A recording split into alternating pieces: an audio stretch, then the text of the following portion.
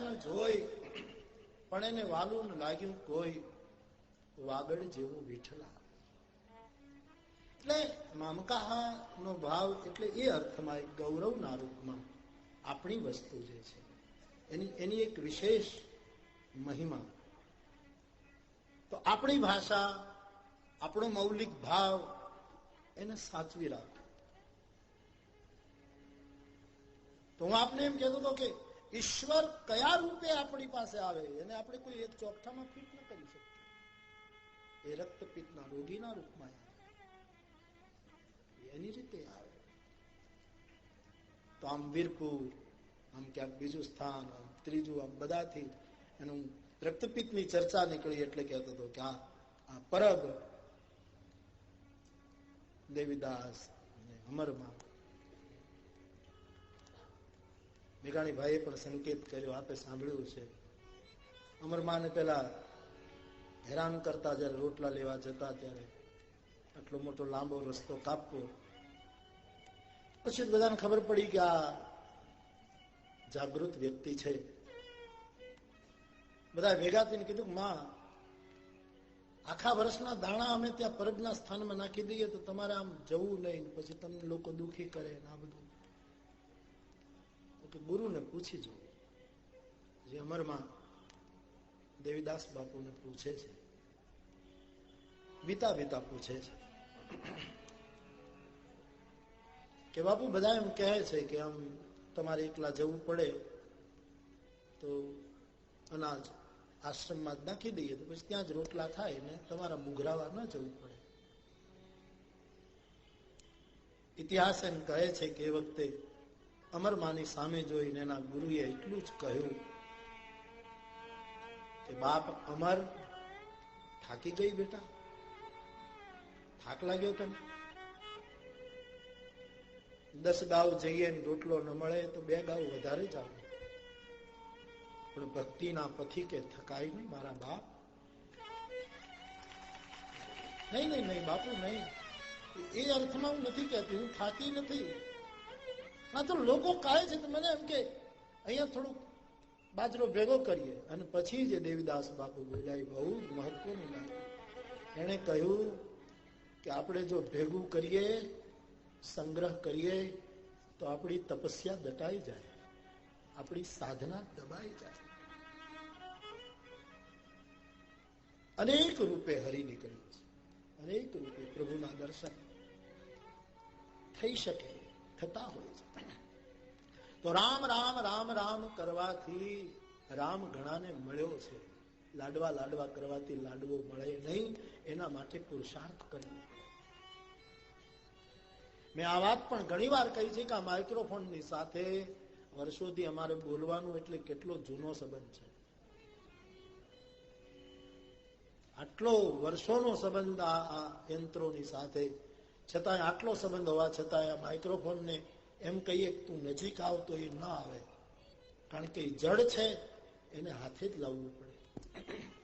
પણ આમાંથી કોઈનું નામ હું લઉં કે ફલાણા ભાઈ અહીંયા આવે તો એ ચેતન છે એટલે તુરંત આવશે. રામ તો પરમ ચેતના છે, સર્વોત્તમ ચેતના ભગવાન રામ છે. તેથી રામ નામ લેવાથી અનેક રૂપે અનેકોને રામ મળ્યો છે. રામ રામ રટતા રટતા લોકો રામ રૂપ બન્યા છે. એ અર્થમાં રામ નામનો મહિમા ખૂબ કરો. માળા ઉપર, આંગળી ઉપર, જે રીતે તમને છૂટ છે, પણ હરિનામનો આશ્રય ખૂબ લો. ભાઈ તું ભાઈ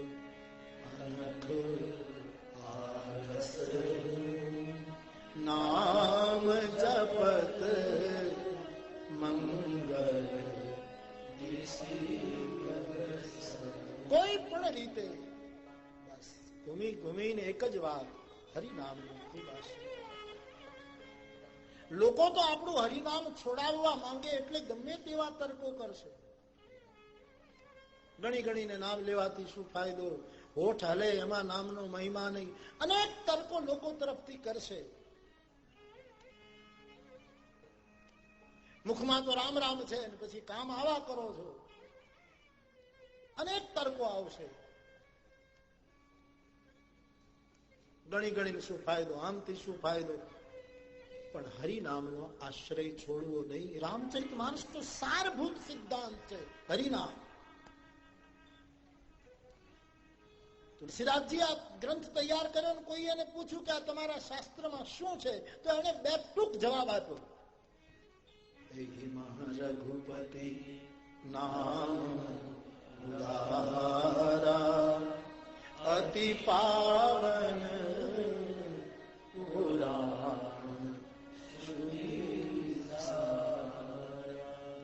અતિ પાવન.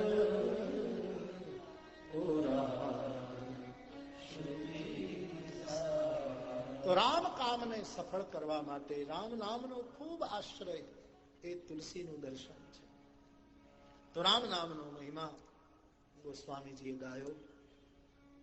પ્રકાંડ વિદ્વાનોએ પણ આખરે પોતાની વિદ્વતાને મૂકી હરિનામનો આશ્રય કર્યો. એવી આપણી અધ્યાત્મિક પરંપરામાં અનેક દાખલાઓ છે. તો રામ નામનો મહિમા આ રીતે ગોસ્વામીજીએ ગાયો.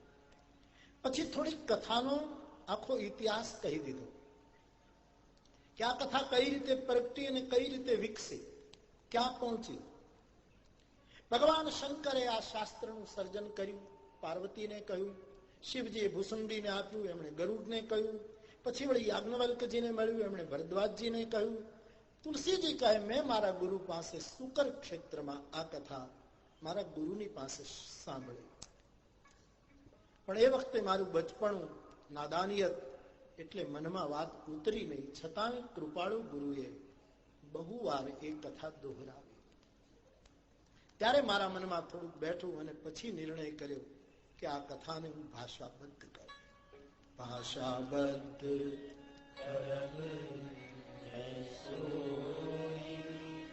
મોરે મન પ્રભુ,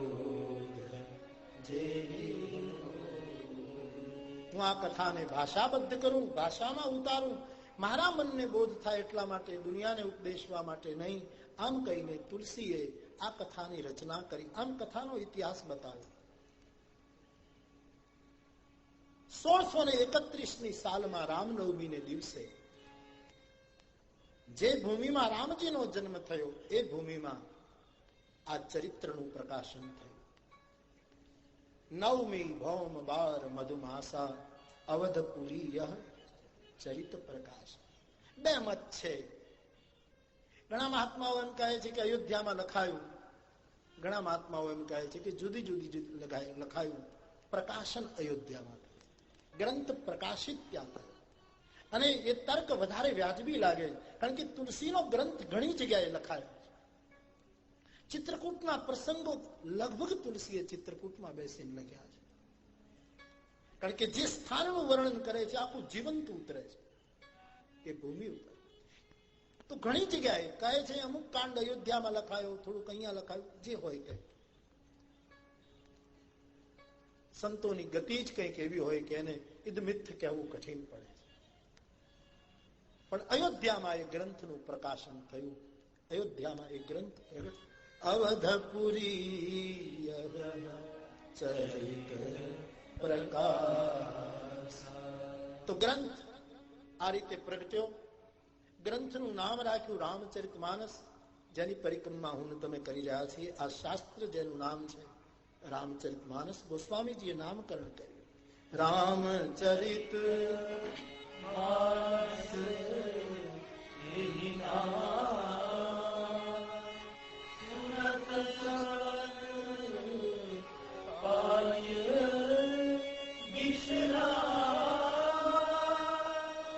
રામચરિતમાનસ નામકરણ થયું અને શ્રવણ કરવાનું ફળ બતાવ્યું કે જે આ શાસ્ત્રનું શ્રવણ કરશે એને વિશ્રામ મળશે.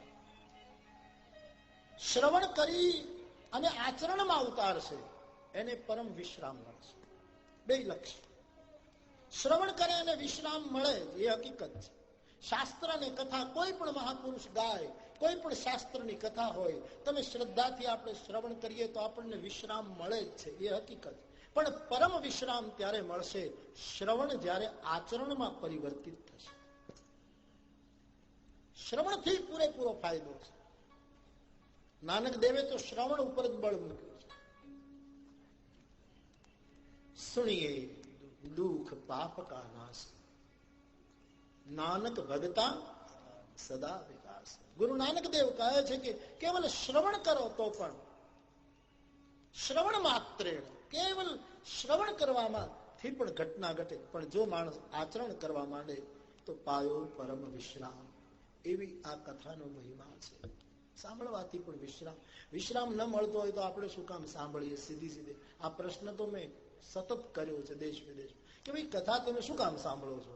અમે તો કથા સિવાય બીજું કરીએ શું? હવે સીધી વાત છે, અમે શું કરીએ બીજું? હવે કોઈ નોકરીમાં તો રાખે નહીં, શું કરીએ બોલો? પણ તમે શું કામ સાંભળ્યા જ કરો છો? એની એ કથા છતાં લોકો કેટલા શાંતિથી શ્રવણ કરે.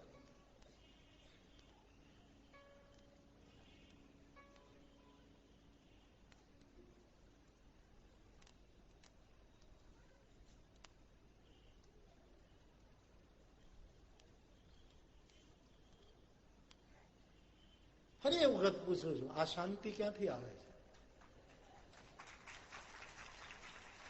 1 મિનિટ વ્યાસ ગાદી મૌન લે તો કેટલી શાંતિ છવાય છે. આ મારા તમારા ભીતરના વિશ્રામનો પડઘો છે. કે શ્રવણ કરો એટલે વિશ્રામ તો મળે જ, કેમ ન મળે?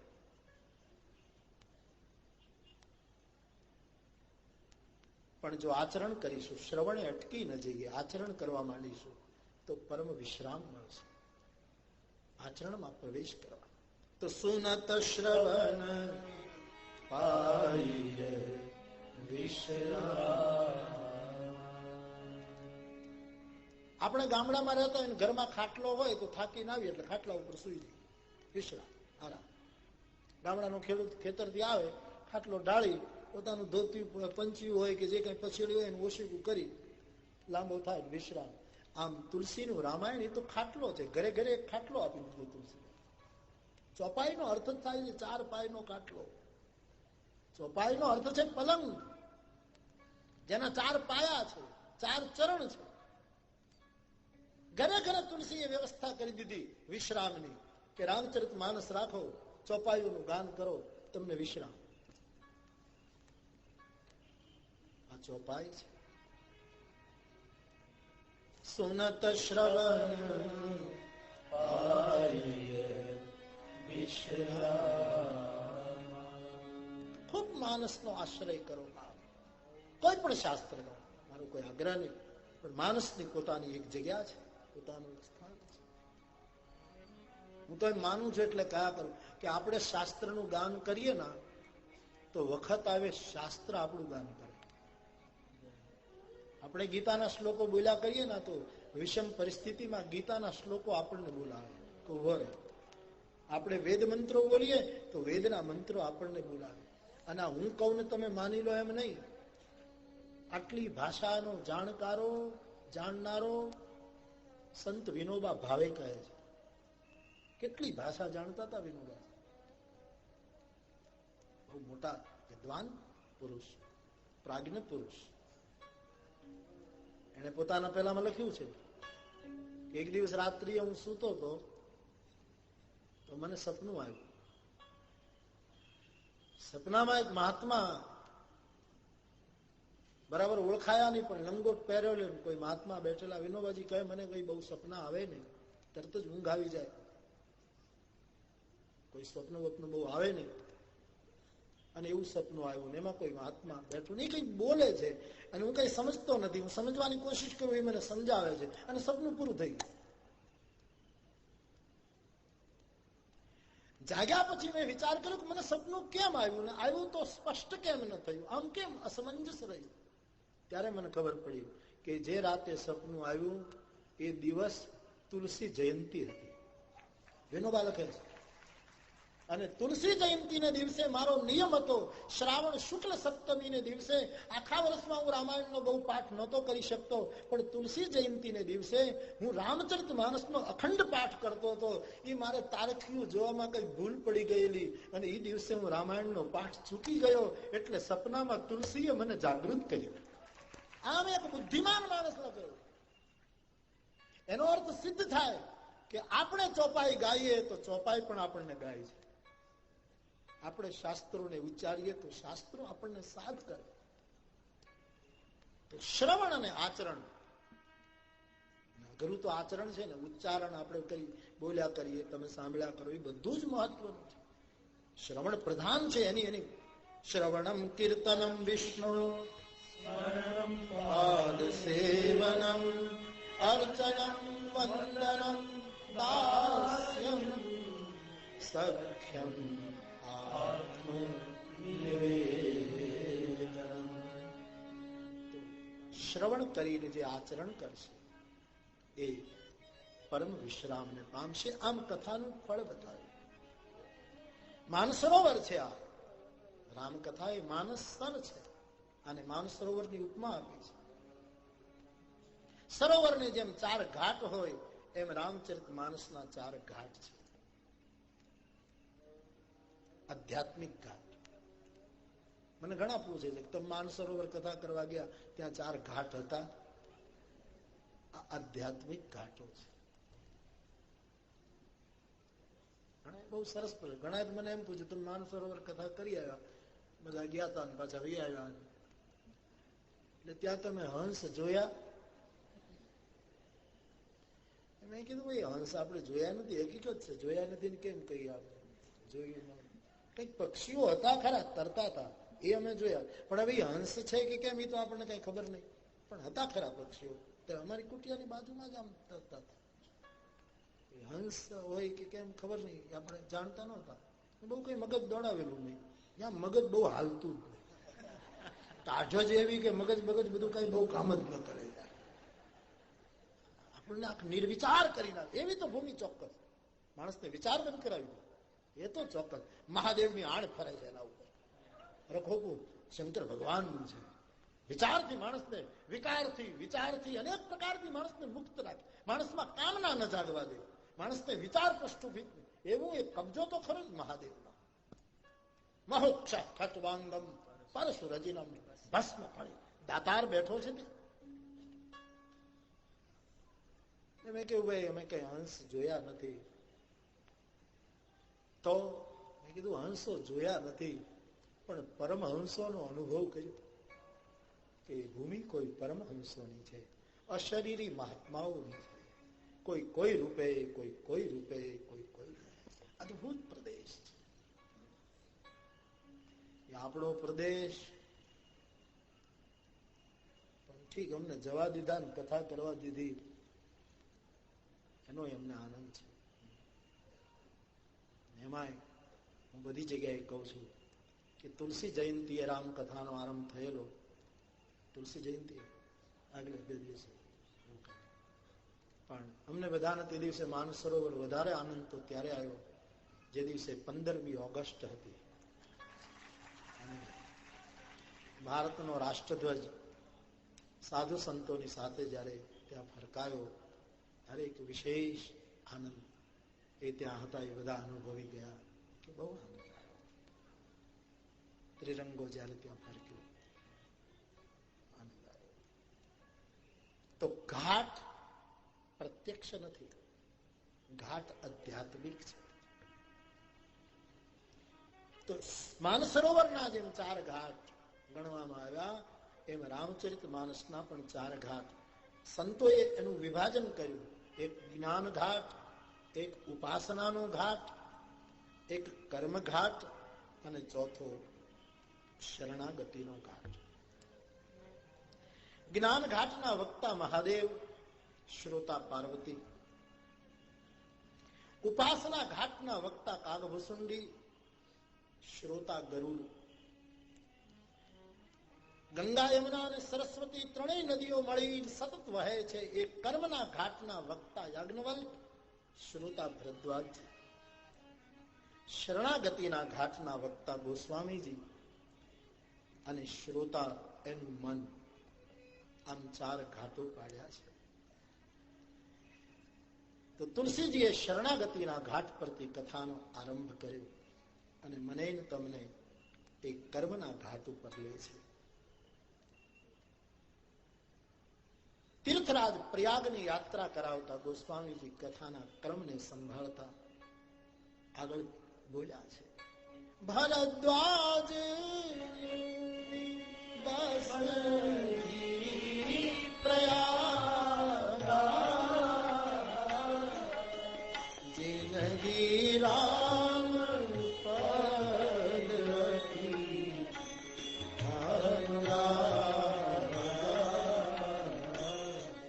તાપસ સમ દંડયા નિધાના પરમારથ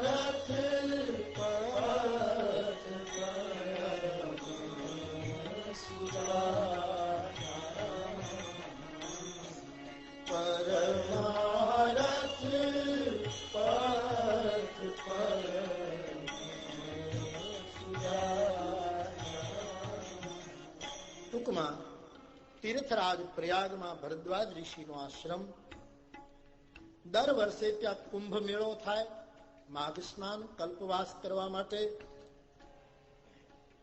તમામ લોકો એકત્રિત થાય, 1 મહિના સુધી સ્નાન કરે, સંતો જે ભેગા થાય એ વિવિધ ક્ષેત્રની ચર્ચા કરે, બ્રહ્મ નિરૂપણ ધર્મ વિધિ બર નહીં તત્વ વિભાગ, કોઈ બ્રહ્મ નિરૂપણ કરે, કોઈ તત્વના વિભાગોની, કોઈ સાંખ્યની, કોઈ ન્યાયની, કોઈ ફલાણાની, આમ વિવિધ ક્ષેત્રોની ચર્ચાઓ થાય, સમસ્યાઓના સમાધાનો થાય.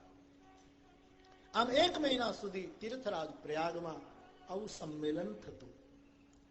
પ્રતિવર્ષ મહિનાનું સ્નાન પૂરું થાય પછી મહાત્માઓ પોતપોતાના આશ્રમમાં વિદાય થતા.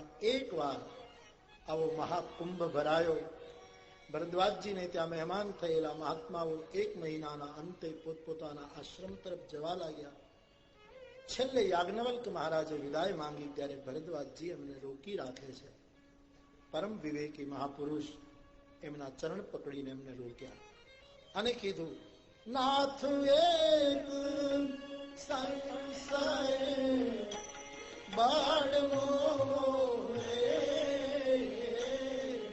નાથ એક સંશય બાળમો રે, કરગત બેગ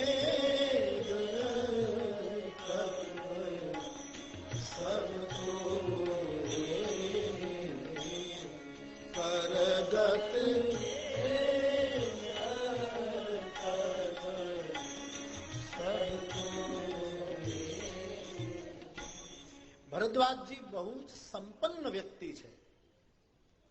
ગોસ્વામીજી એનો પરિચય આપતી વખતે આટલા શબ્દો લખ્યા, તાપસ સમ દમ દયા નિધાના.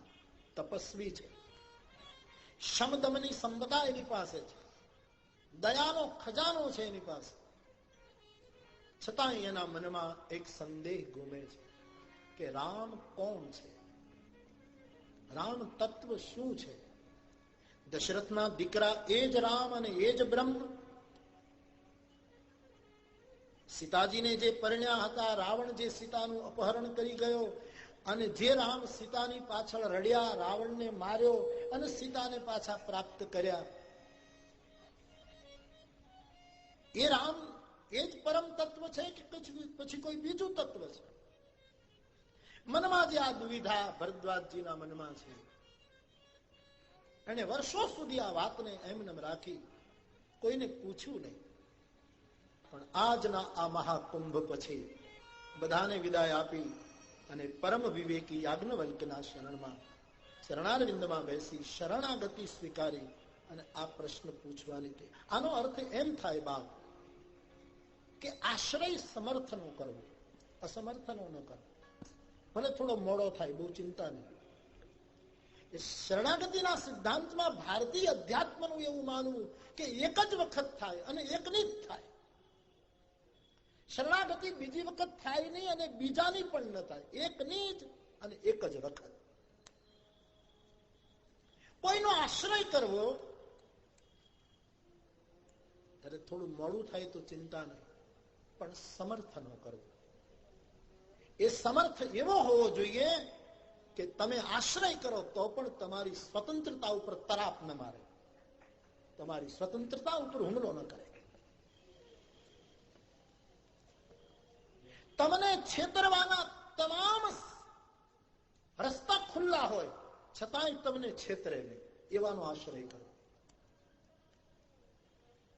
તમામ રસ્તાઓ ખુલ્લા હોય, ભોળી પ્રજા છે, સમાજ, એને દરેક રીતે તમે છેતરી શકો, પોતાની હવામાં લઈ શકો, એ સામર્થ્ય હોય તો પણ કોઈને ફસાવે નહીં. આવું જેનું જીવન હોય એનો આશ્રય, આને કહે છે પરમ વિવેક. વેદાંત વિચારમાં ભારતીય તત્વજ્ઞાન જે વિવેકને પ્રધાનતા આપે છે, એ વિવેકની પરમ શિખર આ મહાપુરુષમાં હતું, યાજ્ઞવલ્કમાં. એટલે એનો આશ્રય કર્યો. મારે એટલું જ કહેવાનું, આશ્રય સમર્થનો. હું તમે જયારે નાના માણસોનો આશ્રય કરીએ છીએ ત્યારે માર ખાઈએ છીએ. રામાયણના પ્રસંગોમાં જ લો ના,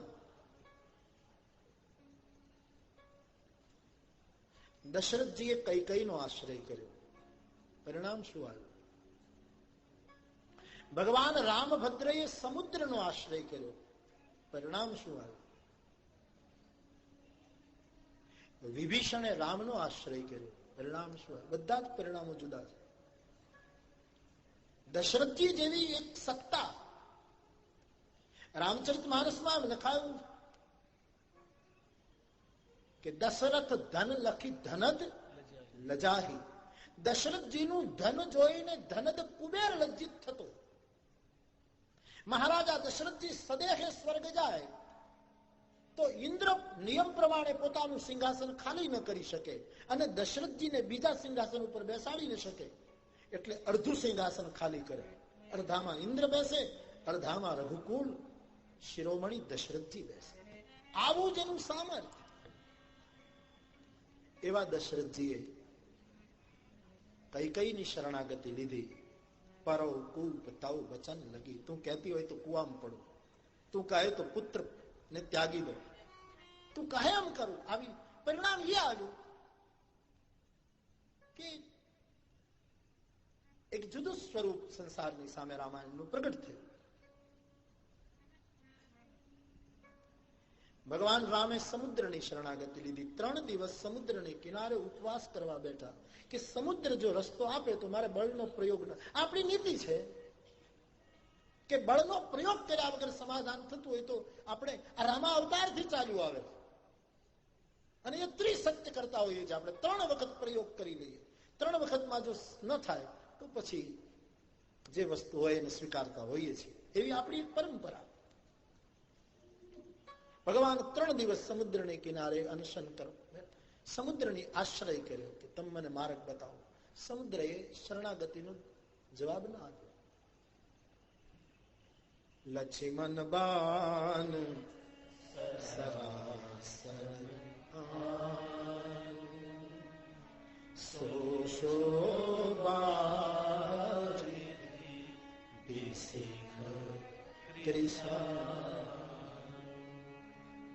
કેટલી કરુણા. લક્ષ્મણજીને ભગવાને કીધું કે લક્ષ્મણ ધનુષ બાણ લાવ.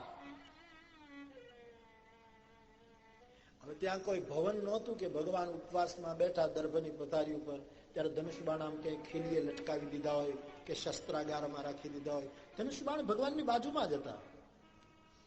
ક્ષત્રિય પોતાના શસ્ત્રોને દૂર ન રાખે. છતાંય ભગવાને કહ્યું કે લક્ષ્મણ ધનુષ બાણ લાવ.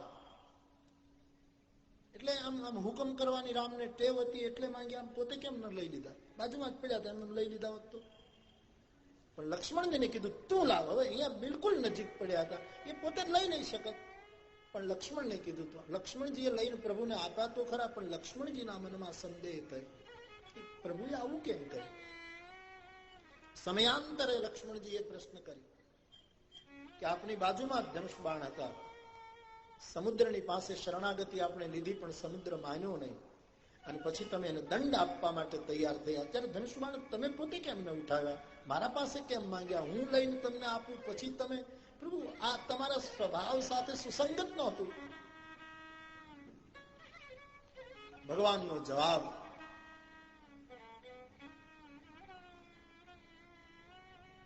એની મહિમાને કેટલી ઊંચી કરે છે. ભગવાન રામે કહ્યું, લક્ષ્મણ, હું ધનુષબાણ લઈને મારી રીતે નિર્ણય કરી શકું, પણ તારી પાસે ધનુષબાણ મેં માંગ્યા એટલા માટે કે તું ધનુષબાણ ઊંચા કરી અને મને આપે. એટલી જે વાર લાગે એમાંય જો સમુદ્ર સુધરી જાય તો મારે દંડનો પ્રયોગ નહોતો કરવો. આ છે આપણી નીતિ. પણ 3 દિવસ ભગવાને શરણાગતિ લીધી, સમુદ્ર ન માન્યો અને પછી પ્રભુએ થોડો ભય બતાવવો પડ્યો. કારણ કે અસમર્થની શરણાગતિ લીધી, એમાં પરિણામ ના આવ્યું. એની સામે વિભીષણની શરણાગતિ, એમણે સમર્થ રઘુનાથજીનો આશ્રય કર્યો. પરિણામ ટૂંકમાં મારે એટલું જ કહેવું છે. કવિ કાગનો એક દોહો છે, એક રંગાન ઉજળા જેને ભીતર બીજીન ભાત, નખ શીખ એક રંગા અને ઉજળા જેને ભીતર બીજીન ભાત, એને વાલી દવલી વાત કહેજે દિલની કાગડા. હૃદયના સવાલોને ક્યાં મૂકવા, કોની પાસે કહેવું, કોને જઈને કહેવું? 2 વસ્તુ દેખાય છે ભાઈ. ઘણાને પોતાના સવાલો કરવા છે, કોની પાસે કહેવું, અને ઘણાને જવાબ આપવા છે તેને એમ થાય ક્યાં પાત્ર ગોતવું, ક્યાં મળે છે, કોને ભરવું. આ બંને બાજુ મુશ્કેલી છે. કવિ કાગે બહુ સરસ લખ્યું. સુરત કાગ કાગ બ્રહ્મલોક છોડ્યો પતિતો ને કાગે, કાગ બ્રહ્મલોક છોડ્યો પતિતો ને કાગે. માં ભાગીરથી ગંગા જળે બ્રહ્મલોક છોડી દીધો આપણા જેવા પતિતોને ઉદ્ધારવા માટે. નખ નિર્ગતા મુનિ વંદિતા ત્રૈલોક પાવન સુરસરી, ભગવાનના ચરણમાંથી જે ગંગા નીકળી બ્રહ્માના કમંડળમાં જે આવી, એને બ્રહ્મલોક જેવું ઊંચું સ્થાન છોડ્યું આપણા ઉદ્ધાર માટે. કાગ બ્રહ્મલોક છોડ્યો શું કામ? પતિતો માટે. અને આ ભેથી આ દેયું પડતી મેલી, પણ ઝીલનારા કોઈ એને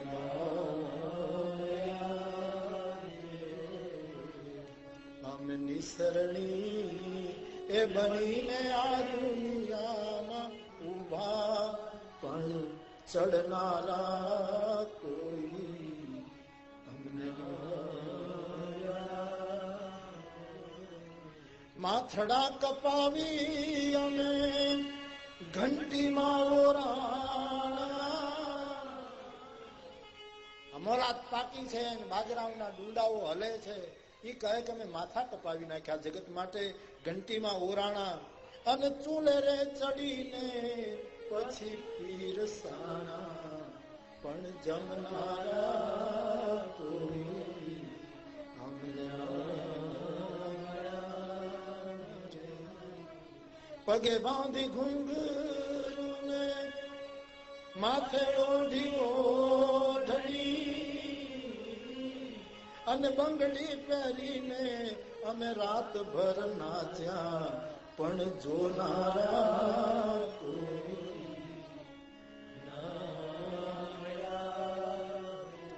ઘણાને પૂછવું છે તો જાણતલ નથી મળતા, ઘણા જાણતલને લૂંટાવું છે તો જિજ્ઞાસુ નથી મળતા. આજ એવો યોગ થયો છે. પ્રસન્નતા અને પ્રપન્નતાનો સંગમ થયો છે. પરમ વિવેકી યાજ્ઞવલ્ક પ્રસન્ન અને ભરદ્વાજજી પ્રપન્ન. એક સમર્થને પ્રશ્ન પૂછે, સમર્થની પાસે આપણી વાતો મૂકવી, જે આપણને સમજે, આપણી વાતનો કઈક વિકલ્પ બતાવે. તો પ્રશ્ન કર્યો છે, હે મહારાજ, હું બધાને વિદાય આપું પણ આપને નહીં આપું. કુંભ મેળો પૂરો થયો, બધા ગયા છે, પણ મહારાજ મારા મનમાં સંશયનું જળ ઉછાળા મારે છે. એનું સમાધાન કરો બાપજી. નાથ સંશય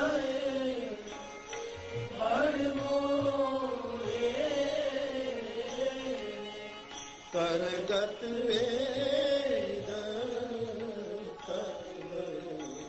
સબ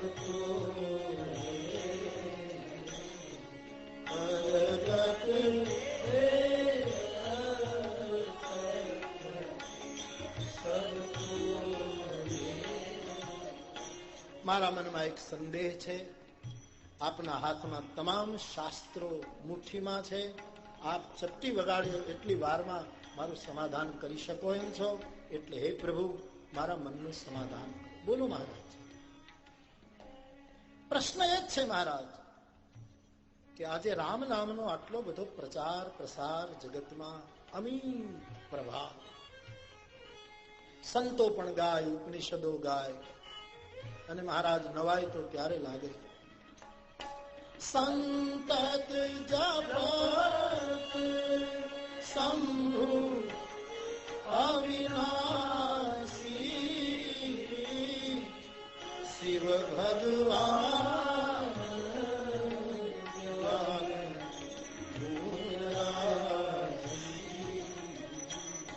શિવ ભગવાન.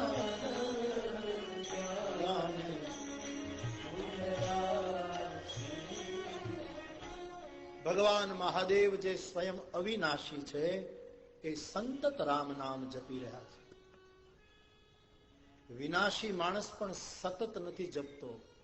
ઘણી વખત તો આખી જિંદગી નથી જપતો, એટલે એની પાછળ આપણે રામ બોલવું પડે. લોકો કહે ને મર્યા પાછળ રામ શું કામ? એનો અર્થ એમ કે નથી બોલ્યો તો હવે આપણે બોલીએ, પણ એનું કઈ. વિનાશી જીવ પણ બોલતો નથી તો અવિનાશી મહાદેવ સંતત જપે છે, તો એ રામ શું છે?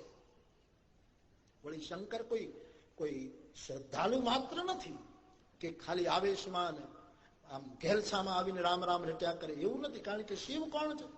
શિવ ભગવાન, સાક્ષાત ભગવાન છે. સંપૂર્ણ ધર્મ, સંપૂર્ણ ઐશ્વર્ય, સંપૂર્ણ શ્રી, સંપૂર્ણ યશ, સંપૂર્ણ જ્ઞાન અને સંપૂર્ણ વૈરાગ્ય, આ 6 વસ્તુ પૂર્ણ માત્રામાં જેનામાં હોય એને આપણા શાસ્ત્રો ભગવાન કહે. ભગવાન શબ્દ કોઈ પણ લાગી શકે જેનામાં 6 વસ્તુ હોય. સંપૂર્ણ ઐશ્વર્ય, કોઈ પણ ઐશ્વર્ય બાકી ન હોય. સંપૂર્ણ યશ, સમગ્ર જગતમાંથી એને કીર્તિ જ મળતી હોય, બદનામી મળે જ નહીં. સંપૂર્ણ ઐશ્વર્ય, સંપૂર્ણ યશ, સંપૂર્ણ શ્રી, સંપૂર્ણ લક્ષ્મી, સંપૂર્ણ શ્રી એનામાં હોય. અને સંપૂર્ણ ધર્મ, 10 અંગથી સંપન્ન ધર્મ, દશાંગ સંપન્ન ધર્મ. ધર્મના સ્મૃતિકાર મનુએ જે 10 લક્ષણો બતાવ્યા, 10 જેનામાં ઉતર્યા. 5મું સંપૂર્ણ જ્ઞાન અને 6થું સંપૂર્ણ વૈરાગ્ય. આ 6 વસ્તુ હોય એને ભગવાન કહેવાય. એટલે આપણા શાસ્ત્રો કહે કૃષ્ણસ્તુ ભગવાન સ્વયં, રામસ્તુ ભગવાન સ્વયં, શિવ ભગવાન જ્ઞાન ગુણરાશિ. તો જેનામાં સંપૂર્ણ જ્ઞાન, સંપૂર્ણ વૈરાગ્ય, સંપૂર્ણ ઐશ્વર્ય, સંપૂર્ણ ધર્મ, સંપૂર્ણ યશ પ્રતિષ્ઠા અને સંપૂર્ણ શ્રી, એ રામ રામ રામ રામ શું કામ રટે છે? મગજમાં ઉતરતું નથી મારા. જેની પાસે સમૃદ્ધિ ન હોય તો રામ રામ બોલે કે કઈ ફાયદો થાય, કીર્તિ ન મળતી હોય એ રામ રામ બોલે તો ફાયદો થાય કે લોકોમાં પ્રતિષ્ઠા વધે. પણ શિવમાં તો આ બધું જ છે અને છતાંય રામ રામ રટે છે. તો બાપજી પ્રશ્ન એ છે કે એ રામ તત્વ શું છે? આપ એમ ન માનશો કે મને રામની ખબર નથી. એક રામની મને ખબર છે, જે અયોધ્યાના રાજકુમાર હતા. 4 ભાઈઓ હતા, જનકપુરમાં પરણેલા. પિતાની આજ્ઞાથી વન જવાનું થયું, સીતાજીનું અપહરણ થયું અને રામજીને રોષ આવ્યો. એમણે રાવણને મારી નાખ્યો, સીતાને પાછા મેળવ્યા, રામરાજ્યનું સ્થાપન થયું. આ રામના વિશે હું જાણું છું, પણ મહારાજ દુવિધા એ છે કે શંકર જપે છે એ જ રામ દશરથના દીકરા, કે દશરથ પુત્ર પણ બીજા રામ અને શંકરના આરાધ્ય પણ બીજા રામ, કે પછી બંને એક? આપ એક વખત સ્પષ્ટ કરી દો મહારાજ, એટલે મારી ભ્રમણા તૂટે. પ્રશ્ન પૂછ્યો છે. પ્રભુ સોઈ રામ કી અપર કો જાહી જપત ત્રિપુરારી સત્યધા સર્વજ્ઞ.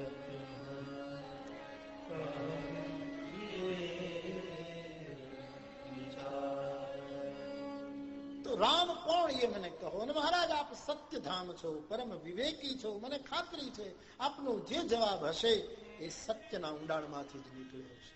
આપ મારા મનનો ખુલાસો કરો. આ પ્રશ્નમાંથી રામાયણનો આરંભ થયો. તેથી હું કીધા કરું વ્યાસગાદી ના આધારે કે રામાયણની યાત્રા એટલે સંદેહ, સમાધાન અને શરણાગતિ. આ રામાયણની યાત્રા છે. સંદેહમાંથી શરૂ થાય, સમાધાનમાં રામાયણ વિશ્રામ લે છે અયોધ્યાકાંડમાં, અને ઉત્તરકાંડમાં જીવની પૂર્ણ શરણાગતિ સ્વીકારાય. આ આખી જીવની લગભગ શાસ્ત્રોનું આ સ્વરૂપ છે. ગીતામાં પણ પહેલા સંદેહ, અનેક પ્રશ્નો, અનેક સવાલો અર્જુને ઉઠાવ્યા. વિશ્વરૂપ દર્શન યોગ થયું, લગભગ મધ્યમાં જતા જતા સમાધાન થયું, ખાતરી થઈ ગઈ કે આ ઈશ્વર છે. સખેતિ મત્વા પ્રસભમ યદુક્તમ, હે કૃષ્ણ, હે યાદવ, હે સખેતિ, સમાધાન થયું. અને 18મો અધ્યાય આવ્યો, ત્યાં કરીસ્યે વચનં તવ. રામાયણ પણ એ જ રીતે, રામાયણ અને ગીતાને બહુ જ સંબંધ.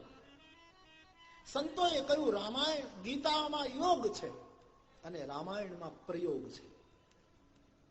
ગીતા તો યોગ છે ને, વિષાદ યોગ ને સાંખ્ય યોગ ને જ્ઞાન યોગ, બધા યોગ. ગીતામાં જે જે યોગ છે એ રામાયણના પ્રસંગોમાં પ્રયોગ દ્વારા સિદ્ધ કરવામાં આવે છે. ગીતાનું પ્રયોગાત્મક ભાષ્ય રામચરિતમાનસ છે. દરેક સૂત્રોને પ્રયોગના રૂપમાં, કથાનકના રૂપમાં ગોસ્વામીજીએ સિદ્ધ કર્યા. તો પ્રશ્ન કર્યો છે રામ કોણ છે. હવે પ્રશ્ન પૂછવાની જે રીત હોય, આપણી એક સમિત પાણી શ્રોત્રિયમ બ્રહ્મનિષ્ઠમ, જે આપણી પદ્ધતિ છે, ગુરુઓની પાસે જઈ હાથમાં સમિધા લઈને જે પૂછવાની રીત છે, એ રીતે પ્રશ્ન કર્યો. મહાત્માને ગમ્યું. પ્રશ્નકર્તાનો પ્રશ્ન જેને પૂછાયો એ મહાપુરુષને રૂચ્યો છે. એની પ્રસન્નતા એના ચહેરા ઉપર દેખાય. હસ્યા છે. મહારાજ, આપે મને પૂછ્યું કે રામ કોણ, પણ મને ખબર છે કે તમે રામના સાચા ઉપાસક છો, રામ તત્વને બરાબર જાણો છો, પરંતુ જાણી જોઈને મૂઢના જેવો પ્રશ્ન કર્યો. કારણ કે તમે મારા મુખેથી રામકથા શ્રવણ કરવા ઈચ્છો છો. રામના ગૂઢ ચરિત્રોને તમે વિશેષ રૂપે જાણવા માંગો છો, એટલે મૂઢની જેમ પ્રશ્ન પૂછ્યો. બાકી આપ રામના અનુરાગી છો, રામ પ્રેમી છો. જાણ્યા વગર ક્યાં પ્રેમ થાય છે. જાને બીનું પરતી,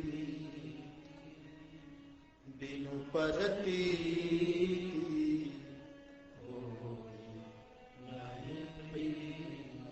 તુલસીનો ક્રમ. જાણ્યા વગર ભરોસો ન થાય કોઈ પણ વસ્તુને, જાણ્યા વગર ભરોસો ન થાય, અને ભરોસા વગર કોઈ દિવસ પ્રીત ન થાય. આખો માર્ગ એ છે. તો તમે રામને જાણો છો, કારણ કે તમે રામ ભક્ત છો, છતાંય મૂઢના જેવા પ્રશ્ન પૂછ્યો છે. કારણ કે આપ ગૂઢ કથા શ્રવણ કરવા ઈચ્છો છો. આપના જેવા શ્રોતા મને મળે તો હું જરૂર કથા કહીશ. આમ કહીને યાજ્ઞવલ્ક મહારાજે અક્ષયવટની છાયામાં બેસી ભરદ્વાજજીની આગળ રામકથાનું મંગલાચરણ 2 પંક્તિઓમાં કર્યું, જે ગોસ્વામીજીએ લખી લીધું. મહામોહ વિશેષ રામ કથા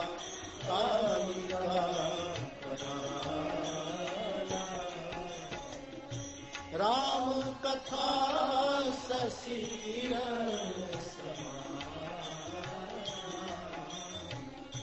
સંત ચકોર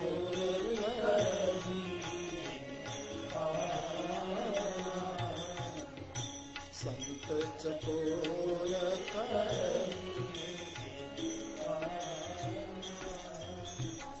પુરાણની કથા પ્રમાણે મહિષાસુર રાક્ષસને જેમ કાલિકાએ માર્યો એમ હે મહાત્મા માનવના મનમાં મહામોહ રૂપી જે મહિષાસુર રાક્ષસ છે એને રામાયણ કાલિકા બની મારે છે.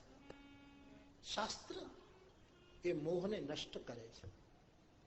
બીજો અર્થ બતાવ્યો, રામકથા એ ચંદ્રની કિરણ છે. રામચંદ્ર છે પણ રામની કથા ચંદ્ર કિરણ છે.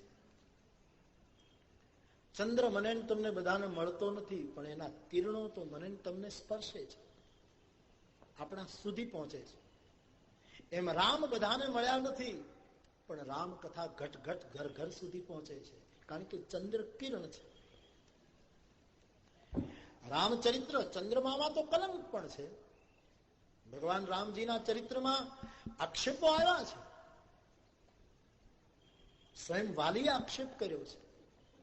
ધર્મ હેતુ અવતરે ગોસાઈ મારે મોહી વ્યાધ કી નાય, આક્ષેપ કર્યો છે. તો ચંદ્રમામાં કલંકનું ધાબુ દેખાય છે પણ એની કિરણ નિષ્કલંક હોય છે. રામકથામાં ક્યાંય કલંક નહીં, રામકથામાં કોઈ દાગ નહીં. રામ તો ટેઢા, રામજી બહુ સરળ છે, રામજી બહુ સીધા, એના ધનુષ બાણ જ વાંકા છે. આ બે અવતારો બહુ જ અટપટા છે.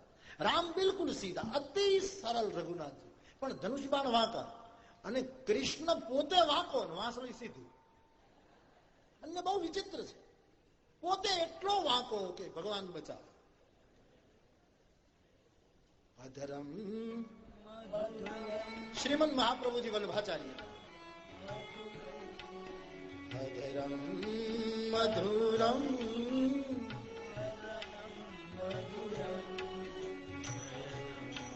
મધુરમ નયસ્તમ હૃદયમ મધુરમ ગૌરમ મધુરમ હૃદયમ મધુરમ મધુરમ મધુરાધિપતે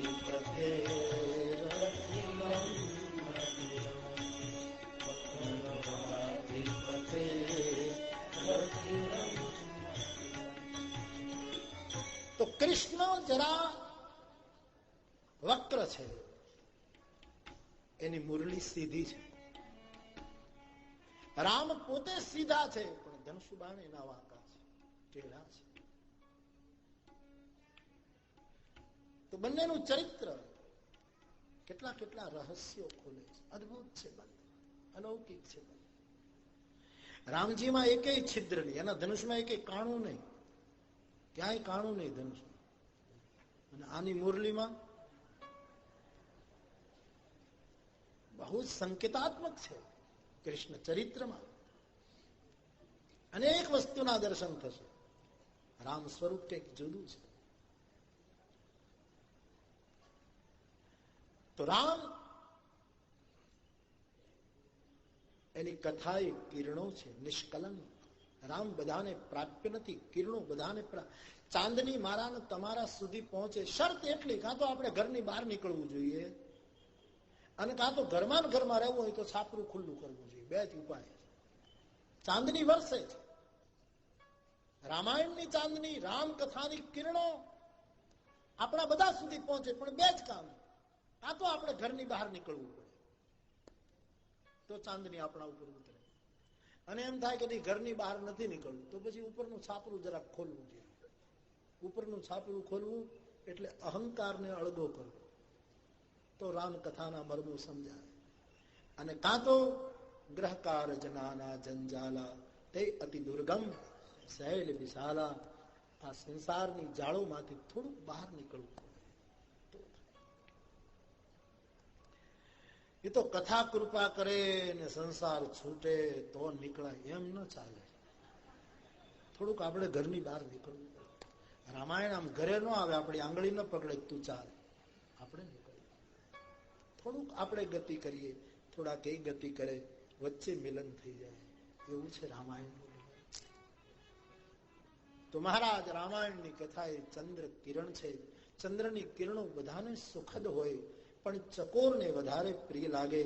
એમ સંતરૂપી ચકોરોને રામકથા અત્યંત પ્રિય હોય છે. રહીમનો પ્રસિદ્ધ દોહો, રામચરિત માનસ બિમલ સંતન જીવન પ્રાણ, હિન્દુ આनको બેદ સમ જવ નહીં પ્રગટ કુરાન. ખાનખાના રહીમે રામચરિત માનસનું પારાયણ કર્યા પછી આ અભિપ્રાય લખ્યો હતો કે રામચરિત માનસ બિમલ સંતન જીવન પ્રાણ, હિન્દુ આनको બેદ સમ જવ નહીં પ્રગટ કુરાન. એવું રામચરિત માનસનો મહિમા ગાયો. અક્ષય વટની છાયામાં બેસી, વડલો એટલે વિશ્વાસનું વૃક્ષ, એવો રામાયણનો અર્થ છે. બટ વિશ્વાસ, શ્રોતા અને વક્તા બંને વિશ્વાસની છાયામાં હોય. પછી કથાનું સ્વરૂપ કંઈક જુદું જ હોય. એટલે વડલાની નીચે બંને બેઠા છે.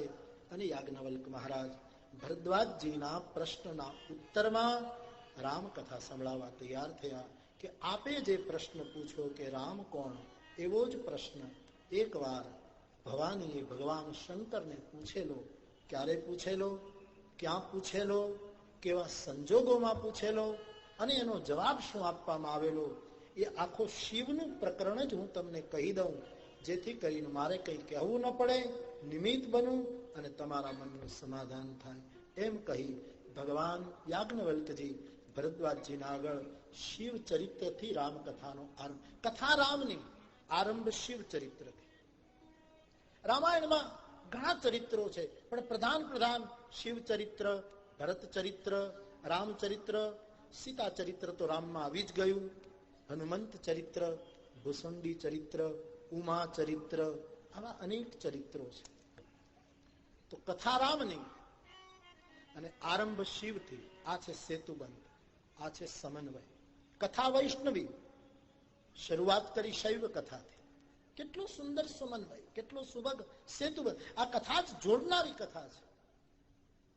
તુલસીદાસજીનું સમગ્ર વ્યક્તિગત, એનું સમગ્ર વ્યક્તિત્વ એક સંગમી વ્યક્તિત્વ છે. બધાને જોડે છે તુલસી. શિવમાં અને રામમાં કોઈને ભેદ ન રહે. શિવ દ્વાર છે રામ સુધી પહોંચવાનું.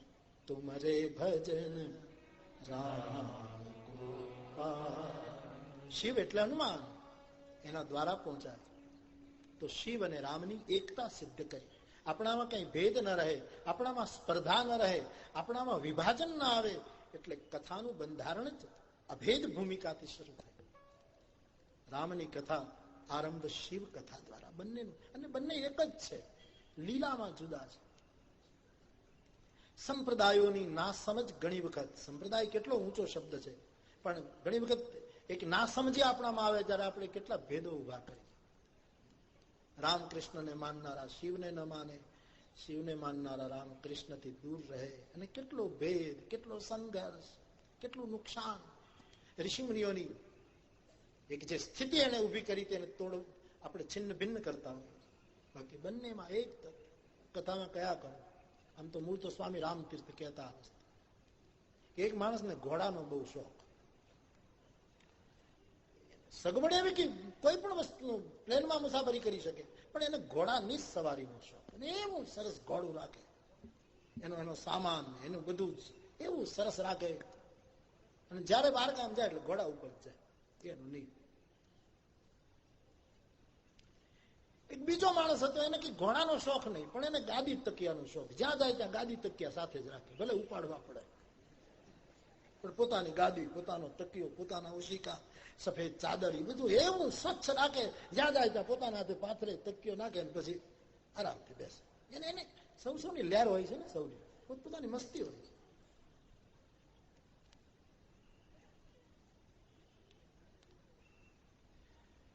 ઘણા માણસો મને પૂછે કે ઘણા લોકો આમ ચડિયું પહેરીને કેમ ફરે? એની મસ્તી. સૌની લહેરનો વિષય છે. કોઈની સ્વતંત્રતા ઉપર તરાપ ન મરાય. મેં હમણાં ક્યાં ઉત્તર પ્રદેશમાં હિન્દી ભાષામાં એક છાપામાં કાર્ટૂન વાંચ્યું જોયું. એક પત્ની એના પતિને કહેતી હતી કે તમે બીજું કાંઈ કરો તો કાંઈ નહીં, તો કે આમ ચડી પહેરીને ફરો ને ગામમાં, કેમ કે દુનિયાને ખબર પડે ને ફોરેન રિટર્ન છે, એટલું તો કરો, બીજું તો કઈ નહીં. સૌની મસ્તી હોય. અને ઘોડા ઉપર મુસાફરી કરવાની ટેવ. હવે બંને બે જણા ઓળખે નહીં એકાબીજાને. એક દિવસ બંને જણા ભેગા થઈ ગયા રસ્તા, રામ રામ કર્યા બંને, પણ બંને ઓળખતા નહોતા. આખું પોટલું માથે, ગાદી તકિયાન લઈને, પણ એટલો રાજી થાય કે જયારે બેસીસ ત્યારે જમાવટ, અત્યારે ભલે ઊંચકવું પડે. અને પેલો ઘોડા ઉપર. હવે બંને જણા પેલો ઘોડા ઉપર આ જાય, એમાં જે માણસો સામે આવે એ સીધું દર્શન કરે કે ઘોડા ઉપર બેઠો એ માલિક છે, અને આ ગાદી તકિયા ઉપાડીને જાય એનો નોકર છે. સીધી વાત હતી, તર્કસંગત વાત હતી, સીધું દેખાય કે ઘોડા ઉપર છે એ શેઠ, આ એનો સેવક. જે મળે એ બધા માને ને બિલકુલ સાચું લાગે, સ્વાભાવિક હતું. પણ જ્યાં એક ગામના પાદરમાં પહોંચ્યા, વડલો હતો, ઓટો હતો, એટલે પેલો એ તરત જ પોતાનું ગાદી નાખીને તકીઓ નાખ્યો, આનંદથી ચાદર બાદર બિછાવીને બેઠો. અને પેલો ઘોડા વાળો હતો, ઘોડાથી નીચે ઉતર્યો, ઘોડાને પાણી પાય ને એને જોગાણ આપે. એ જોનારા એમ કે આ તકિયા ઉપર બેઠો ઈ શેઠ લાગે છે ને આ ઘોડાને પાણી પાય ઈ નોકર લાગે છે. આ રામમાં ને શિવમાં આવું છે, ઘડીક આ નોકર લાગે ને આ શેઠ લાગે, ઘડીક આ શેઠ લાગે ને ઘડીક આ નોકર લાગે, એવું તત્વ. પણ બંનેની વચ્ચે અભેદ ભૂમિકા છે. શંકર પ્રિય મમ દ્રોહી, શિવ દ્રોહી મમ દાસ, તે નર કરહી કલ્પ ભરી ઘોર નર. આપણે બીજું વધારે જોડીએ નહીં તોય ચિંતા નહીં, પણ જે જોડાયેલું છે ને તોડીએ નહીં તોય મોટી ઉપાસના છે. પીપા પાપન કીજીએ તો પુણ્ય કિયો 100 બાર. શાસ્ત્રોએ કેટલી એકતા સિદ્ધ કરી. કથા રામની શરૂઆત શિવ કથાથી થઈ છે. નામ રામાયણ, શરૂઆત શિવજીના ચરિત્રથી. આ છે ભારતીયોનું અભેદ દર્શન, આ છે સેતુબંધ, આ છે સંગમની વૃત્તિ. અને એ કથાને લીધે જ આપણે ભેગા થયા છીએ. આજ તમે સૌ આવ્યા છો કોને લીધે? આ અભેદ દર્શન. આ મૂળમાં કથા છે. આ કથા વગર હું રાજકોટમાં આવું કોણ મારી પાસે આવે? મને ઘણા પૂછે તમે કેવું અનુભવો છો? મેં કીધું હું બહુ સારું અનુભવું છું. કેવું તમને ફીલ થાય? સારું થાય. હું જાણું છું કે એમને આવીએ તો કોણ? આ તો શાસ્ત્રની અભેદ ભૂમિકા, એટલે આ અભેદ સર્જાય છે. બાપ, આ શાંતિ સર્જાય છે. રાજકોટ મ્યુનિસિપલ કોર્પોરેશને કોઈ એવો હુકમ તો બહાર નથી પડ્યો ભાઈ કે ભાઈ આ કથા ફરજિયાત સાંભળવાની છે, નહીં સાંભળે એને એવું કઈ શું કામ? મને ને તમને શાસ્ત્રની અભેદ ભૂમિકા એક કરે છે. શ્રોતા વક્તા જ્ઞાન નિધિ. શ્રોતા અને વક્તાને એક. અને તુલસીદાસજીએ તો વક્તા કરતા શ્રોતાનો મહિમા વધારે ગાયો. શ્રોતાની જ પ્રધાનતા છે. શ્રોતા ન હોય તો વક્તા ક્યાં બોલે? વક્તા મહાન નહીં. આ તુલસીનું દર્શન છે. પહેલું નામ શ્રોતાનું છે. શ્રોતા પછી વક્તા.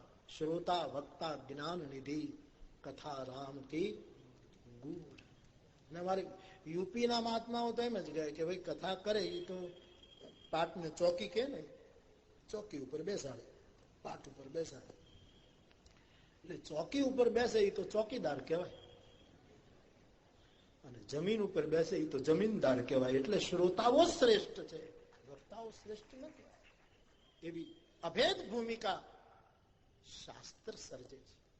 શસ્ત્રોએ તો વિભાજન કર્યું. શસ્ત્રોએ તો કોઈના હાથ કાપ્યા, કોઈના પગ કાપ્યા, કોઈના માથા કાપ્યા. શાસ્ત્રોએ બધાને જોડી અને એક અખંડ માનવ નિર્માણ કર્યું. વાનરાઓ હતા એમાંથી મનુષ્ય બનાવી દીધા. અયોધ્યાની કથાએ એક માનવત્વ પ્રગટ કર્યું. મૂળમાં અભેદ ભૂમિકા છે, ક્યાંય ભેદ નથી, વૈષમ્ય નથી. તો શિવની કથા દ્વારા રામકથાનું મંડાણ કર્યું છે. અને એ પ્રવાહને કાલે થોડોક આગળ વધારીશ, પણ અહીંથી ઉઠીએ એના પહેલા 1-2 મિનિટ ફરી એક વખત હરિનામ, ભગવાન નામ. હવે બહુ ઉતાવળ હોય તો જરૂર ઉઠજો, દબાણ નથી, કઈ મુશ્કેલી હોય તો. પણ 2 મિનિટ માટે આમથી આમ કઈ ન થતું હોય તો હરિનામનો આશ્રય ખૂબ કરો. હરે રામ રામ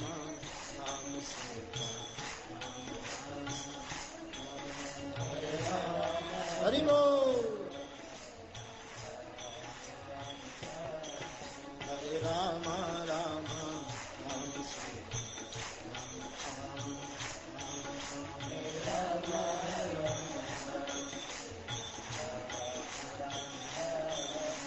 हरे राम राम राम सीता राम राम राम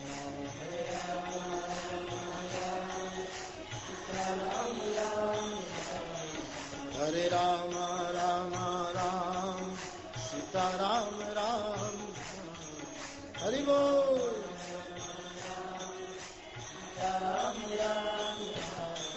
हरे राम राम राम सीता राम राम राम हरे राम राम राम राम राम राम हरे राम राम राम सीता राम राम राम हरे राम राम राम सीता राम राम राम हरे राम राम राम सीता राम राम राम हरे राम राम राम सीता राम राम राम हरे राम राम राम सीता राम राम हरे राम राम राम राम हरे राम राम राम सीता राम राम हरे राम राम राम हरे राम राम राम सीता राम राम हरे राम राम राम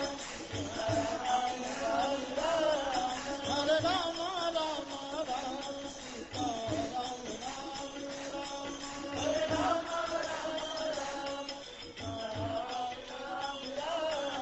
हरे राम राम राम सीता राम राम हरे राम राम सीता राम राम।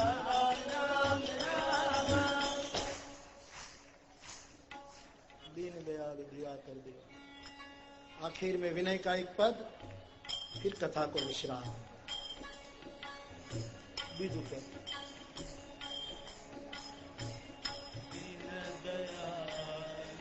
दिवा कर देवा दीन दयाल दिवा कर देवा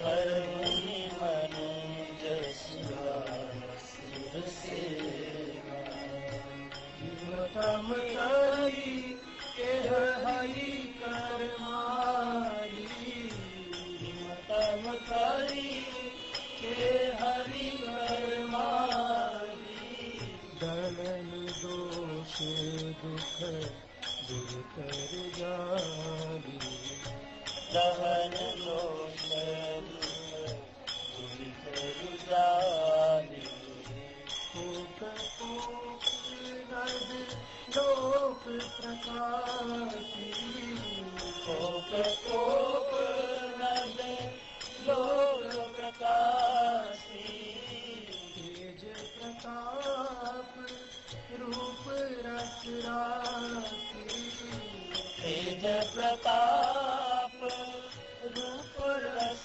राशि सारथि पंगु सारथि पंगु हरि शंकर विधि मूर्ति स्वामी हरि शंकर विधि मूर्ति स्वामी वेद पुराण प्रगट जस जागे वेद पुराण प्रगट जस जागे तुलसी राम भगति बर मांगे तुलसी राम भगति बर मांगे दीन दयाल दिवा कर देवा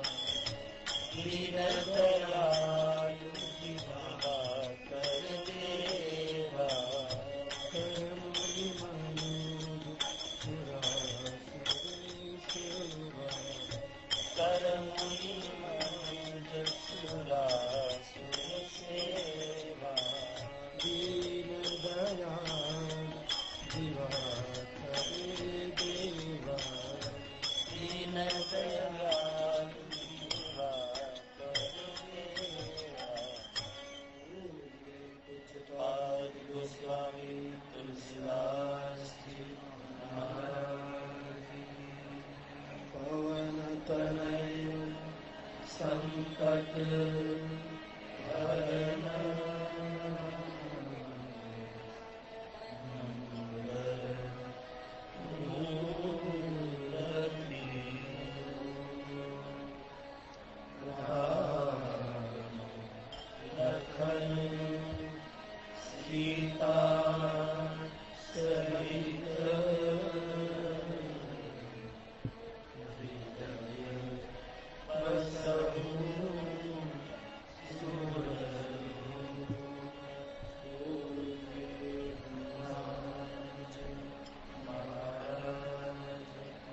આજની કથા અહીંયા વિરામ લે છે. તેની જાહેરાત મિસ્ત્રી